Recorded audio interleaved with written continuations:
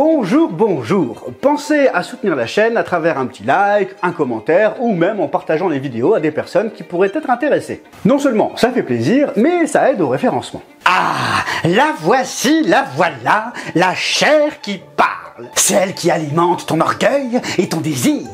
Non, alors, pas du tout, c'est juste que tu veux voir des likes, tu veux voir des abonnés, tu veux que celles et ceux qui regardent commentent, réagissent, posent des questions et te montrent qu'ils s'intéressent. Alors oui, et j'ai envie de dire amen, parce que la motivation n'est pas personnelle, mais tournée vers les autres. En réagissant par un like, par un commentaire ou par un partage, eh ben ça discute avec l'algorithme de YouTube et ça améliore le référencement de la vidéo.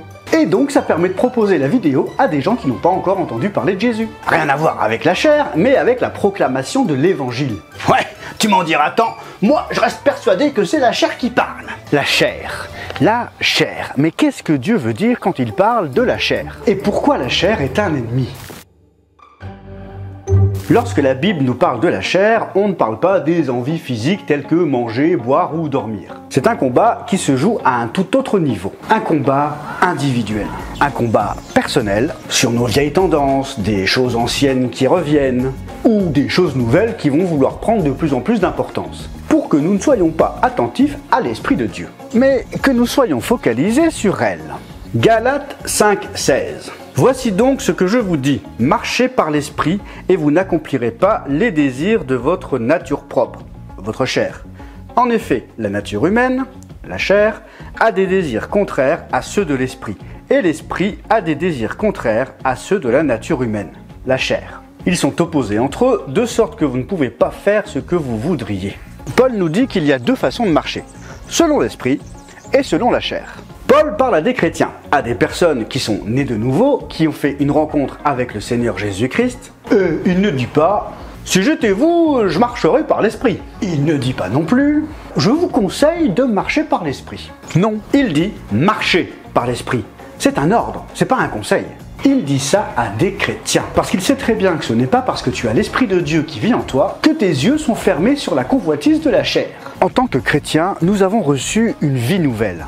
Nous avons la capacité d'être en connexion avec Dieu et surtout être à son écoute pour marcher selon l'Esprit et vivre les promesses de Dieu. C'est une réalité et ça ne doit surtout pas rester de la théorie. Parce que sinon, même si t'es rempli de belles paroles, de belles louanges, même si t'as enfilé un bel habit religieux, tu vas finir un jour ou l'autre par remarcher comme avant. Marcher par la chair. Paul dira dans 1 Corinthiens 3 « Pour moi, frères, ce n'est pas comme à des hommes spirituels que j'ai pu vous parler, mais comme à des hommes charnels, comme à des enfants en Christ. Je vous ai donné du lait, non de la nourriture solide, car vous ne pouviez pas la supporter, et vous ne le pouvez pas même à présent. » Parce que vous êtes encore charnel. En effet, puisqu'il y a parmi vous de la jalousie et des disputes, n'êtes-vous pas charnel et ne marchez-vous pas selon l'homme? C'est un combat. Et Jean nous disait dans l'épisode précédent, sur le monde, qu'il y a une incompatibilité entre le monde et l'amour de Dieu. Ici, Paul nous dit que les désirs de la chair sont contraires à l'Esprit de Dieu. Ils sont opposés. Vers la fin de la lettre aux Galates, Paul va comparer les œuvres de la chair et le fruit de l'Esprit. Parce qu'un chrétien n'est pas tiraillé entre les deux. Il n'est pas en train de se demander « Qu'est-ce que je vais faire entre ça ou ça ?» Si Jésus est mon véritable Seigneur, si je le cherche, si je cherche celui qui donne la force, la puissance, si je cherche l'intimité avec lui, que je recherche sa volonté, alors les choses vont se régler. Le choix à faire sera clair.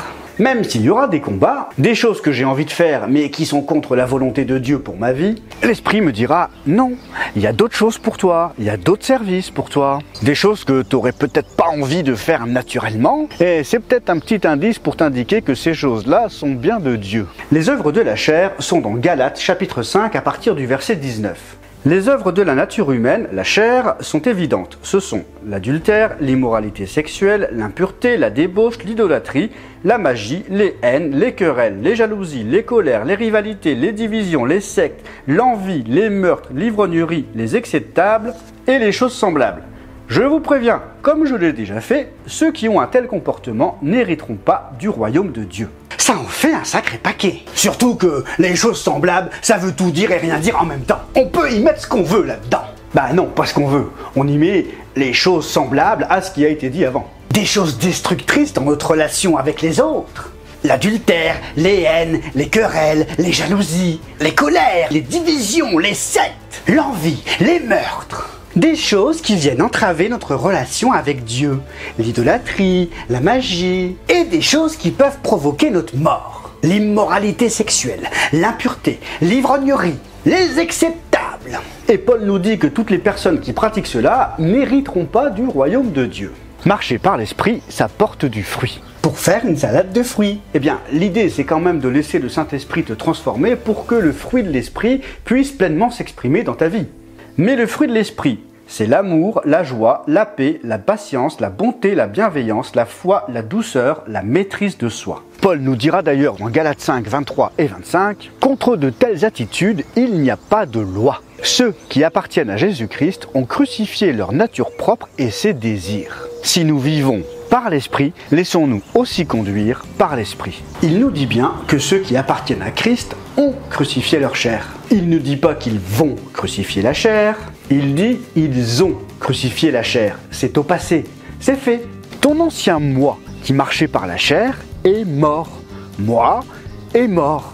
Toutes ces œuvres-là, quand elles reviennent dans ta vie comme des zombies, mais leur place, c'est dans la tombe. Elles sont crucifiées. Et c'est en marchant par l'Esprit de Dieu à travers Christ que tu vas petit à petit réaliser qui tu es en Christ. Qui tu es dans ta nouvelle vie. Si nous sommes baptisés, nous sommes également morts avec lui et ressuscités dans cette vie nouvelle. La solution face au problème de la chair est donc très simple, c'est la croix. Notre ancienne nature est morte à la croix. Tu es désormais une nouvelle créature, toutes choses sont devenues nouvelles. Jésus a la victoire, nous avons donc la victoire en Christ.